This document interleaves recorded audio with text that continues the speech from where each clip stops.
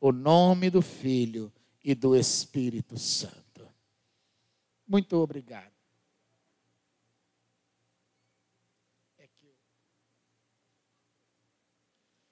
Queridos, vamos ler São Mateus capítulo 14. Isto.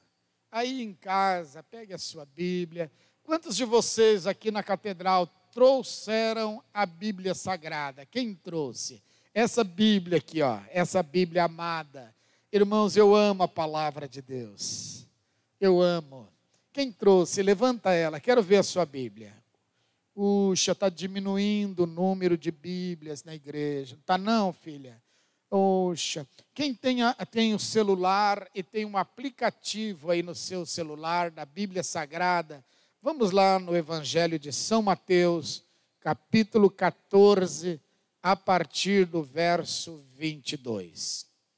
Esse texto, queridos, ele nos fala sobre um milagre extraordinário. Alguém de vocês aqui, irmãos, já andou, nadar não vale, nadar não vale. Marcelo, você já nadou sobre as águas? Já, né? Mas você já andou caminhando em cima das águas? Não, eu também não. Queridos, esse texto fala que nosso Senhor Jesus Cristo, Ele andou sobre as águas e Ele acalmou uma tempestade que estava acontecendo. Vejam bem, o texto sagrado, ele diz assim, Mateus capítulo 14, verso 22. Prestem atenção. E logo ordenou Jesus que os seus discípulos entrassem no barco e fosse adiante para a outra banda, enquanto ele despedia a multidão. E despedida a multidão, subiu a um monte para... O que Jesus foi fazer no monte, irmãos? Ele foi orar. Oh, graças a Deus, né? E despedida a multidão, Jesus foi para orar à parte. E chegada já a tarde, ele estava só. E o barco estava já no meio do mar, açoitado pelas ondas, porque o vento era contrário.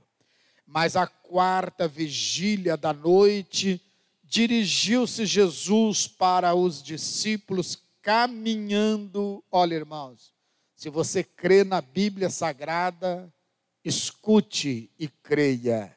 Vejam bem, mas à quarta vigília da noite, que é mais ou menos entre 2 horas e 4 horas da manhã, dirigiu-se Jesus para encontrar-se com os discípulos caminhando por cima das águas.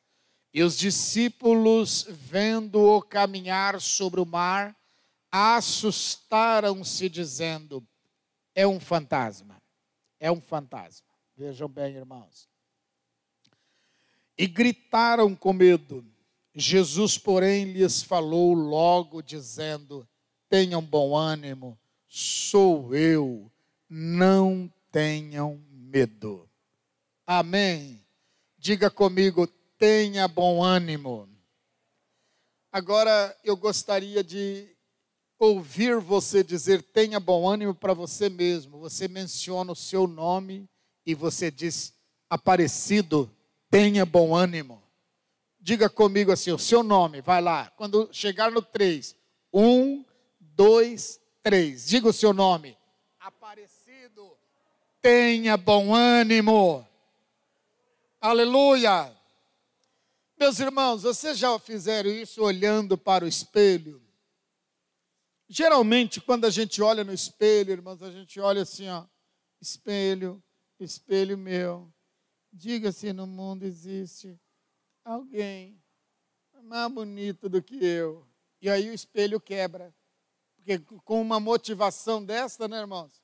Nem o espelho aguenta. Mas quando nós olhamos no espelho, você olha e fale com você e diga assim: Aparecido, Maria, João, Antônio, tenha bom ânimo. você é um filho de Deus, você é um vencedor.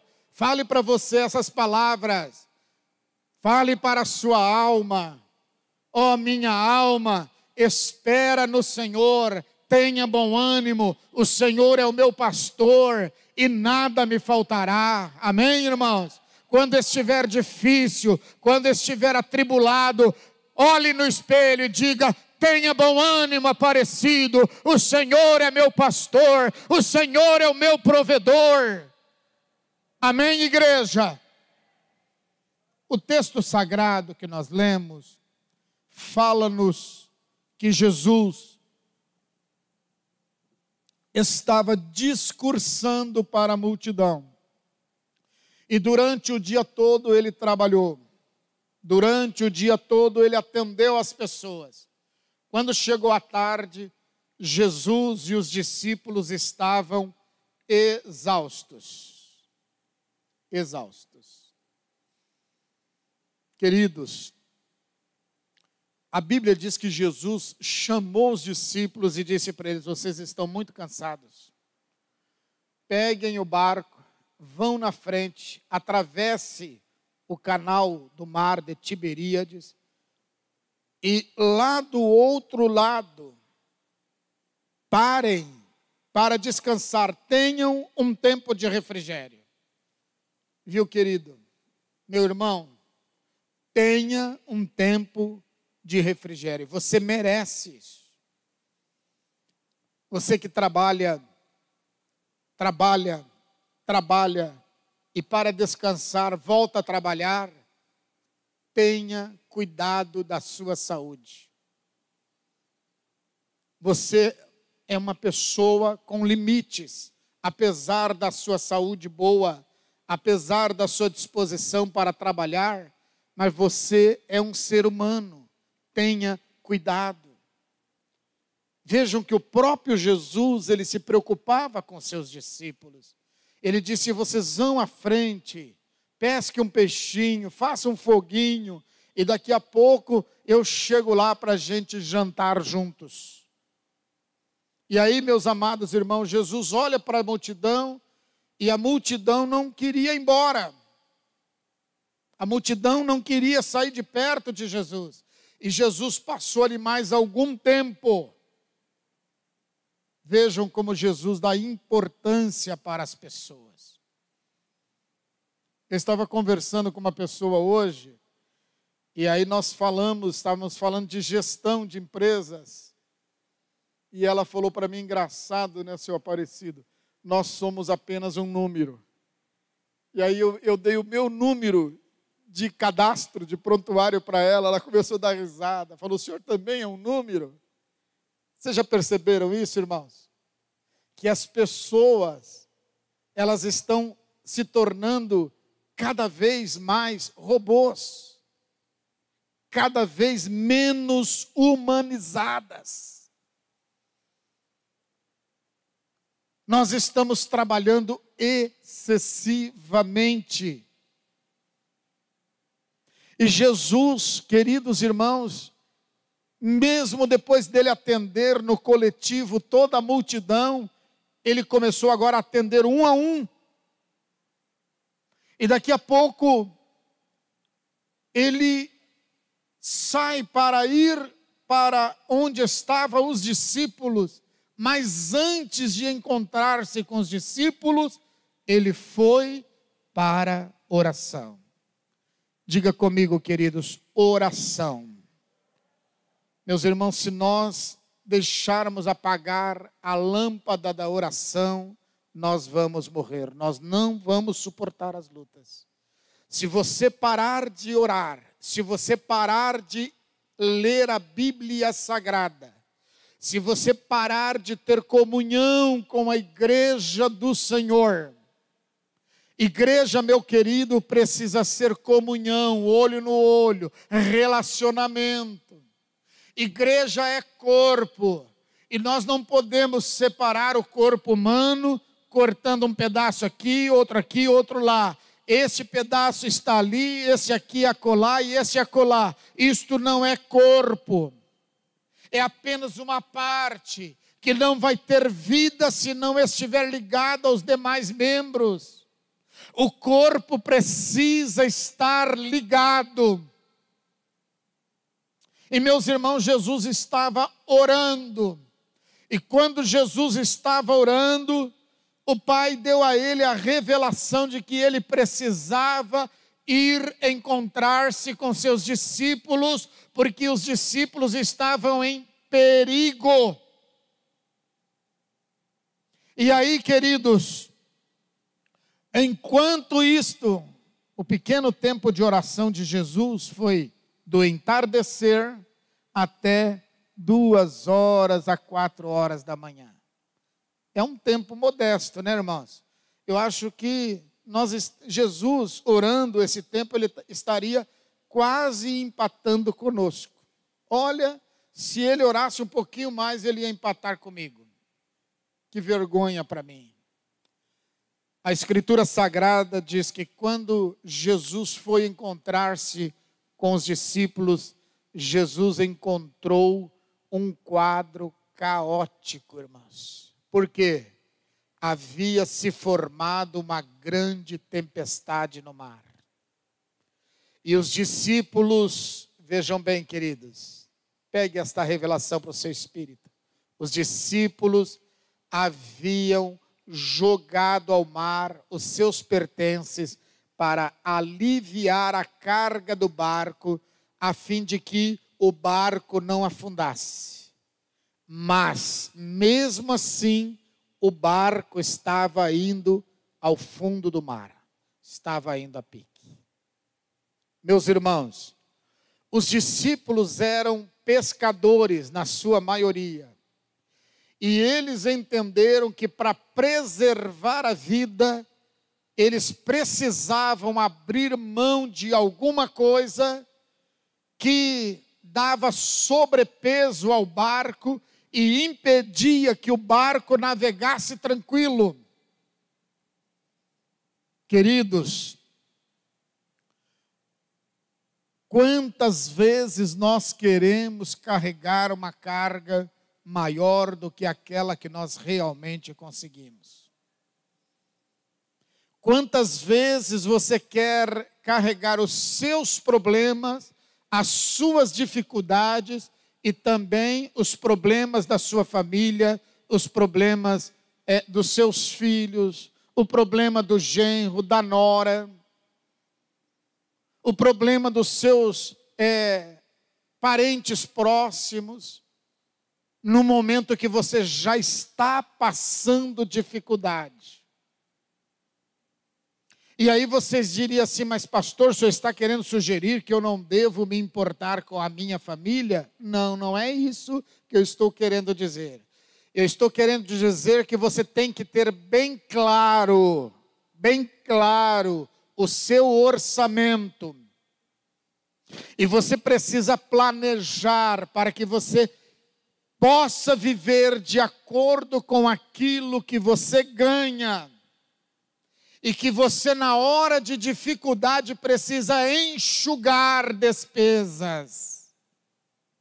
É isso que o texto está sugerindo para nós.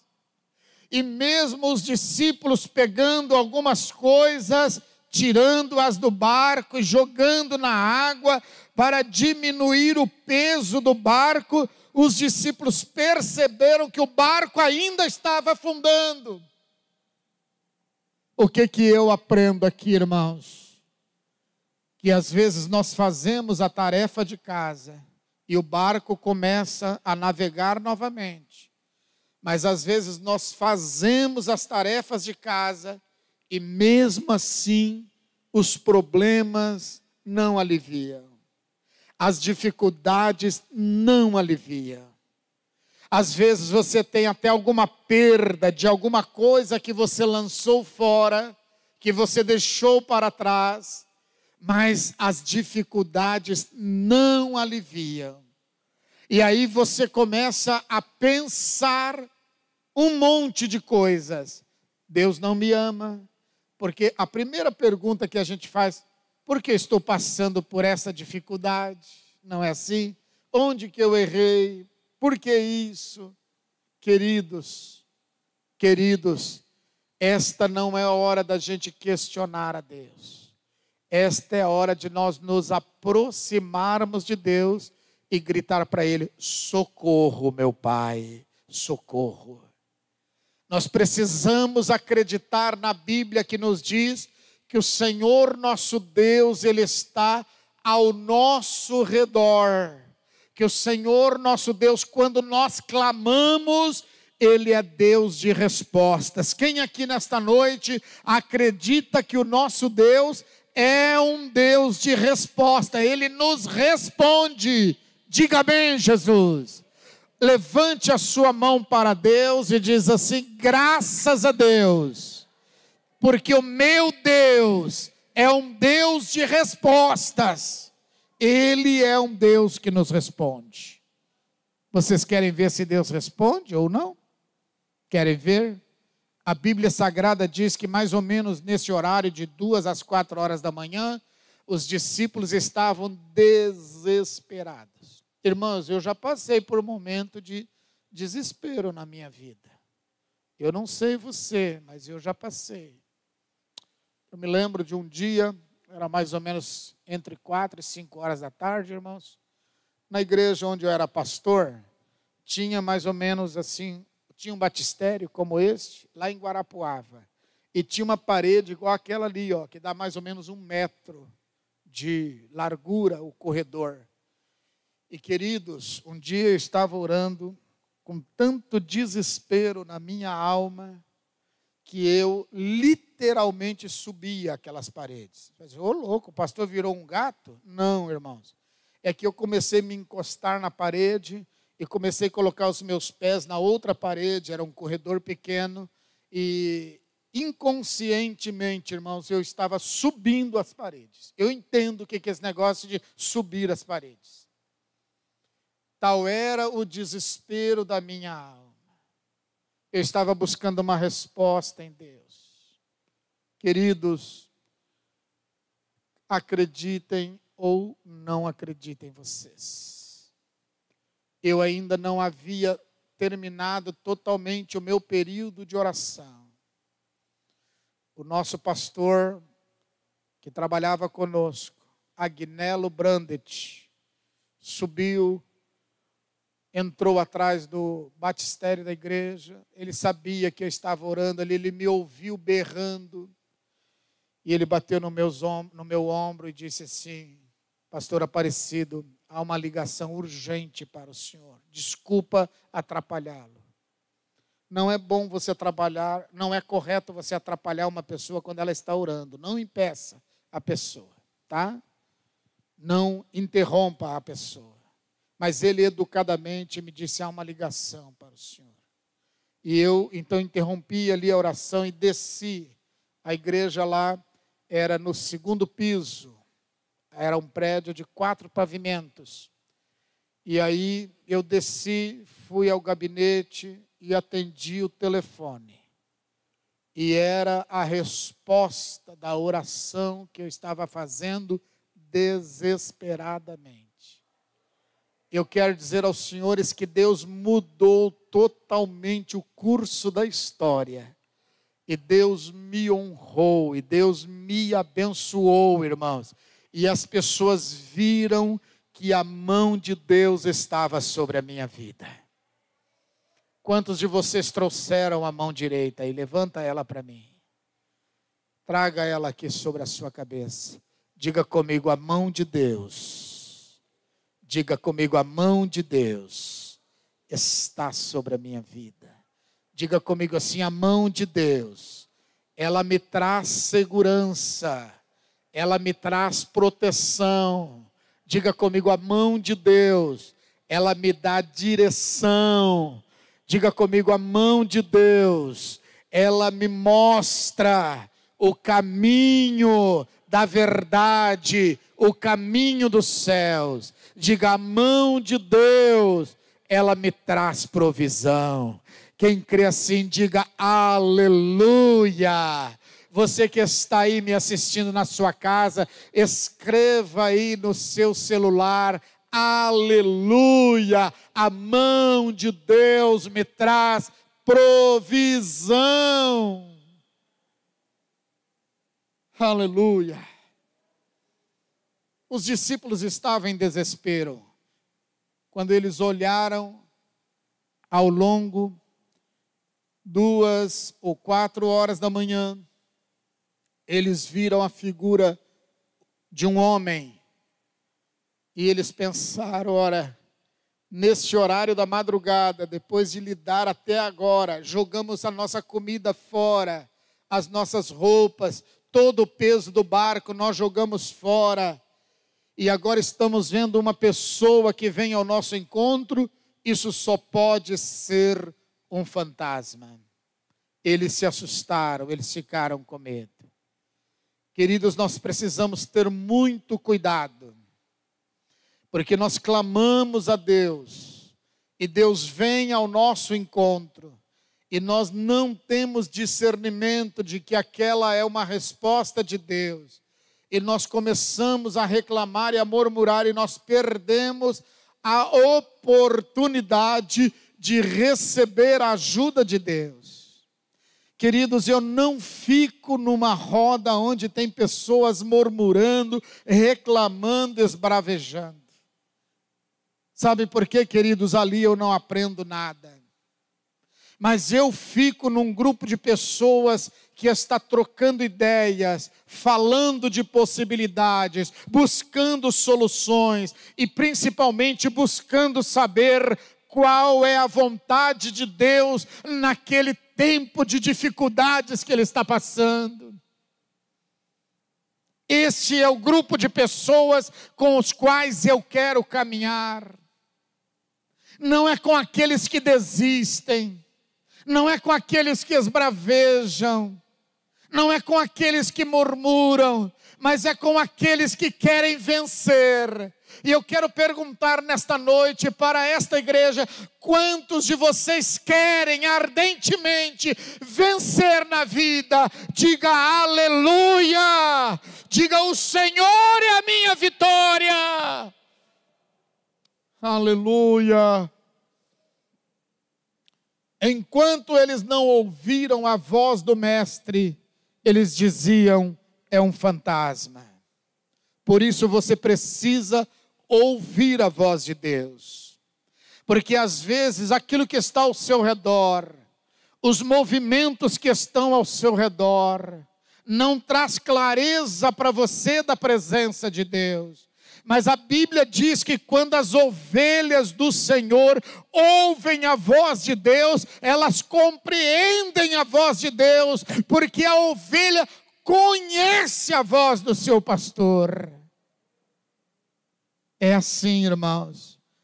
Jesus olhou para os discípulos e Jesus bradou, falou em alta voz: não tenham medo, sou eu. E aí Pedro, que era um dos discípulos que tinha intimidade com o Senhor Jesus. Intimidade você só alcança através da oração, viu?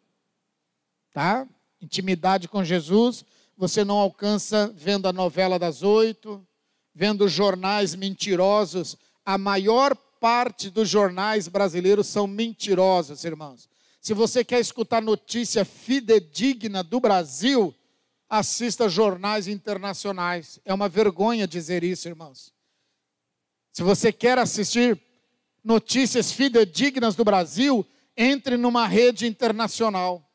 Vocês já pensaram que absurdo, irmãos? Porque a maior parte dos jornais brasileiros só comunicam a mentira e a desgraça. Eles têm prazer.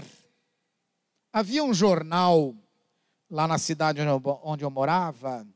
O nome do jornal era Tribuna do Paraná. Era aquele jornaleco que só falava, era mais ou menos um jornaleco assim, não vou dizer outro nome. Ele só falava de crimes, de mortes. Aí então diziam que se torcesse aquele jornal saía sangue. Só falava de desgraça.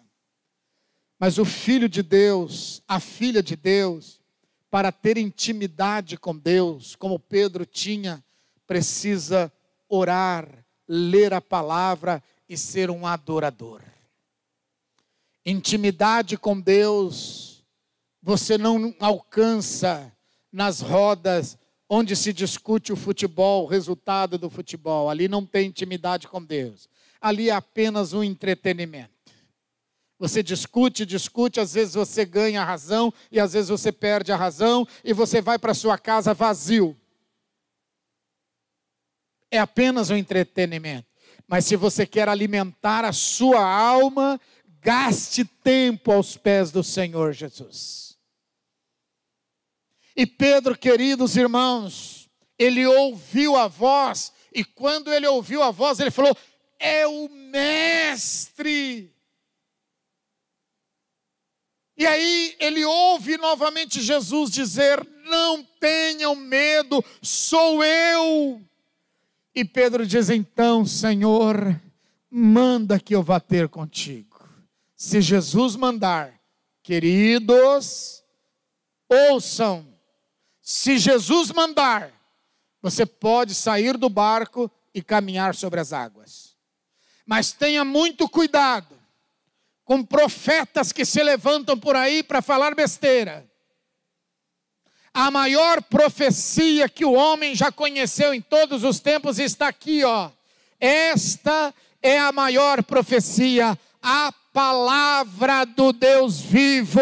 Esta palavra, ela não volta atrás e ela não volta vazia para Deus. E se Deus falar, você pode ir, porque Deus vai fazer, meus irmãos. Oh, glória a Deus!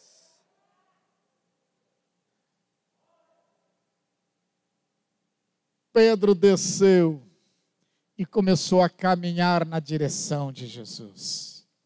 Caminhe na direção de Jesus. Mantenha o seu foco em Jesus. Vou remir o tempo.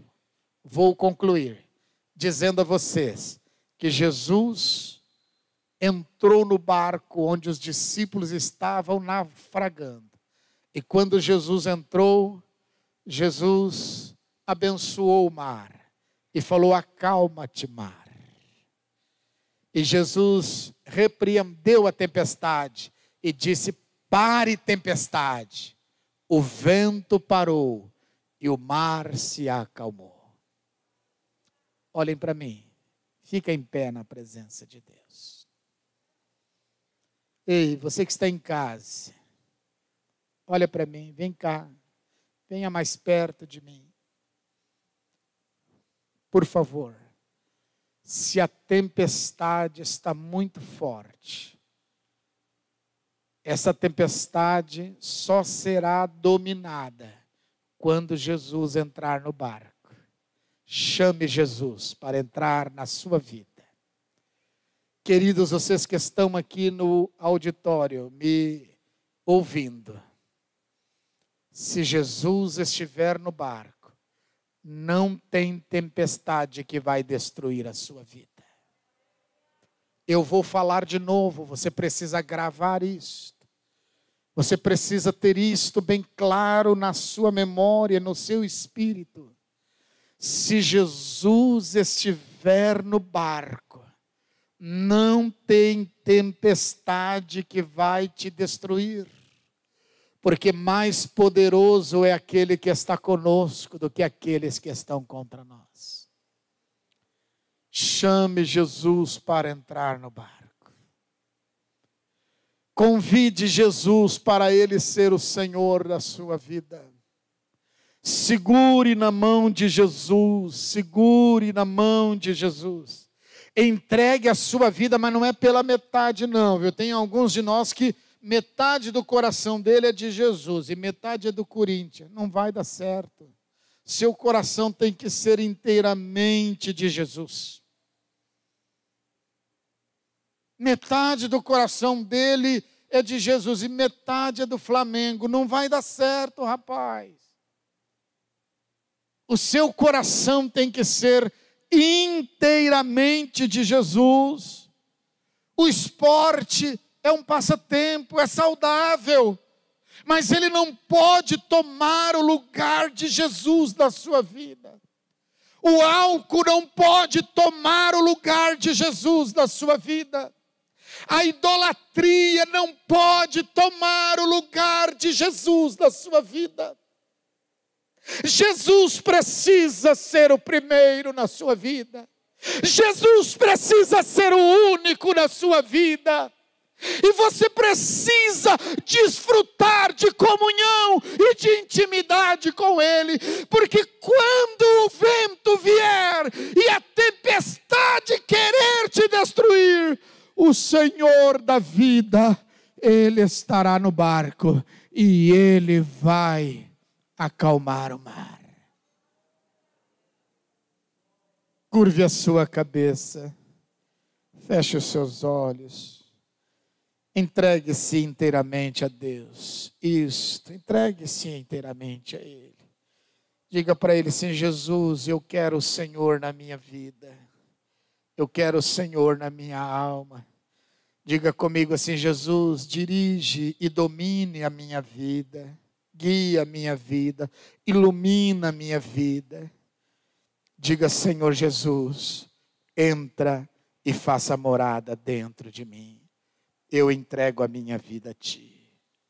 Pai, olha o Teu filho e a Tua filha. Esses que estão me assistindo em casa, estão me assistindo através do seu celular, quem sabe numa sala de aula, no escritório, dentro do carro, em qualquer lugar onde ele estiver. Em nome de Jesus, na autoridade do nome de Jesus, eu falo com você agora, espírito de suicídio, demônio do suicídio. Eu falo com você agora na autoridade do nome de Jesus. Saia desta vida. Você não tem poder para tirar esta vida. A vida foi dada por Deus. Sai em nome de Jesus. Sai pelo poder do nome de Jesus. Pai, entra nesta vida. Traz providência, acalma a tempestade. Dá um sentido novo para a vida desse teu filho, desta tua filha. Dá vitória a ele. Pelo poder do nome de Jesus, que esta tempestade do desespero, esta tempestade da doença, que esta tempestade do vício, que esta tempestade da falta de união na família, cesse pelo poder que há no nome de Jesus, para a glória do Deus Pai, do Deus Filho e do Deus Espírito Santo. Todos os meus irmãos e as minhas irmãs, digam comigo, amém, Jesus. Digam glória ao Pai, glória ao Filho e glória ao Espírito Santo. Amém, queridos?